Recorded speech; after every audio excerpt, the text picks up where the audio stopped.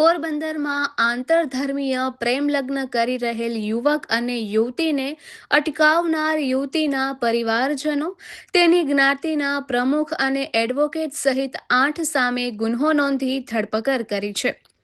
બીજી તરફ પોલીસે પણ તમામ સામે ફરજમાં રૂકાવટ અંગે ગુન્હો નોંધી આગળની કાર્યવાહી હાથ ધરી છે. પોરબંદરના સિતલા ચોકમાં આવેલા રામાપીરના મંદિર પાસે રહેતા ધીરજ નાનજીભાઈ પરમાર નામના યુવાને નોંધાવેલ પોલીસ ફરિયાદ મુજબ તે છૂટક મજૂરી કરે છે. 1 વર્ષ પૂર્વે તે શીતલા ચોક પાસે આવેલ ભાવના ડેરીમાં નોકરી કરતો હતો. ત્યારે બાજુમાં રહેલા આઈસુબેનના ઘરે ફાતિમા નામની યુવતી આવતી હોવાથી બંનેને ઓળખાણ થયા બાદ પ્રેમ સંબંધ બંધાઈ ગયો હતો.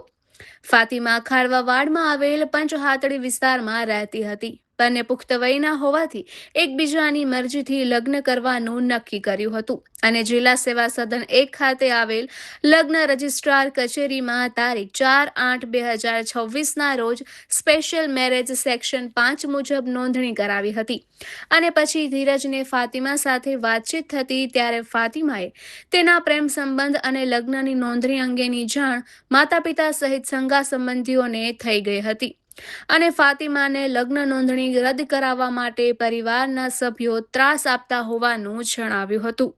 તારીખ 13ના બપોરે 3:30 વાગ્યે ફાતિમાએ ધીરજને મેસેજ કરીને જાણ કરી હતી કે ઘરના સભ્યો તેને બળજબરીથી કલેક્ટર કચેરી ખાતે લગ્ન નોંધણી કરાવેલ છે તે રદ કરાવવા બાબતની સહી કરાવવા લઈ જાય છે.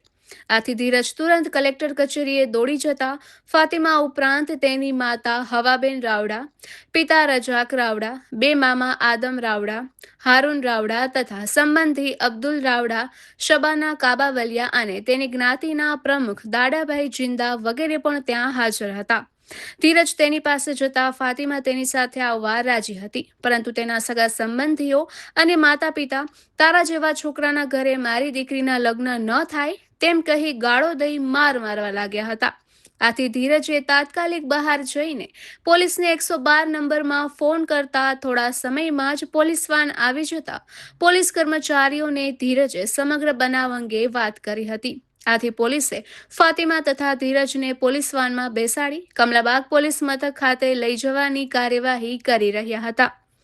કલેક્ટર કચેરીના મુખ્ય ગેટ તરફ જતા હતા ત્યારે એડવોકેટ અકબર સેલોટ પોલીસની ગાડીની આડે ઊભો રહી ગયો હતો અને ગાડીને રોકાવી હતી તથા પોલીસ કર્મચારીઓ સાથે બોલાચાલી કરવા લાગ્યો હતો. એ દરમિયાન ફાતિમાના માતા પિતા અને સંબંધીઓ ત્યાં આવી ગયા હતા અને પોલીસની ગાડીનો વકીલ અકબર સહિત પરિવારના સભ્યોએ પાછળનો દરવાજો બળજબરીથી ખોલીને ફાતિમાનો હાથ પકડીને પોલીસની ગાડીથી નીચે ઉતારી ધસડીને મારતા લઈ જતા હતા.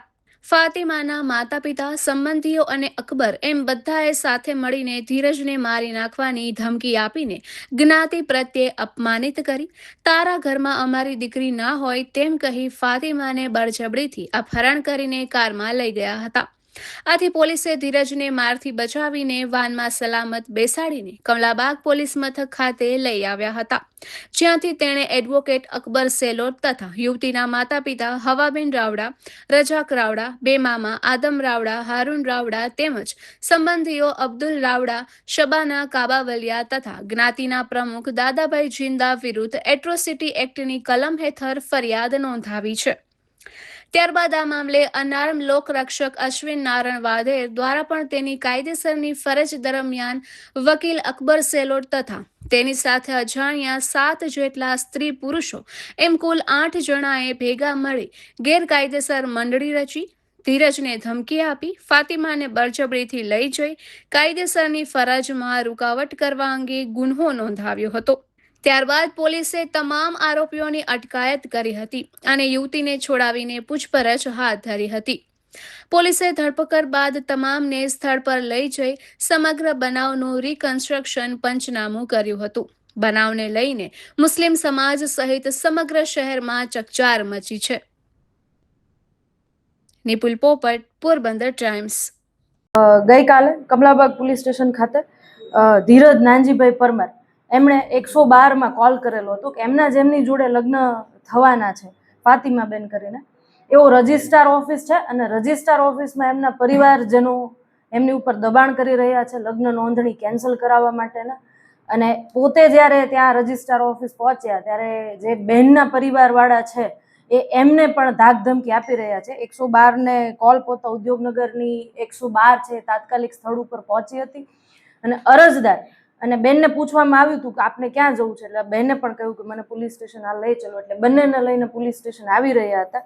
એ દરમિયાન એમની વચ્ચે જ ગાડી રોકાવી અને 8 જણાઓએ ગેરકાયદેસર મંડળી બનાવી અને બેનને ગાડીમાંથી ઉતારી બેનની જોડે ધાકધમકી મારામારી કરી, અરજદાર જોડે પણ ધાકધમકી ગાડી ગલોચ કરી અને બેનને ત્યાંથી અપહરણ કરીને બીજે લઈ ગયેલા હતા. સદરુ બાબતે કમલાબાગ પોલીસ સ્ટેશનમાં ગઈકાલે અમે ગુનો નોંધવામાં આવ્યો છે અને 8 આરોપીની આજરોજ અટક કરવામાં આવી છે.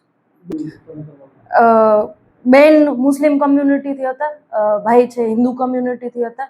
એટલે બહેનના પરિવારને લગ્નનો વિરોધ હતો.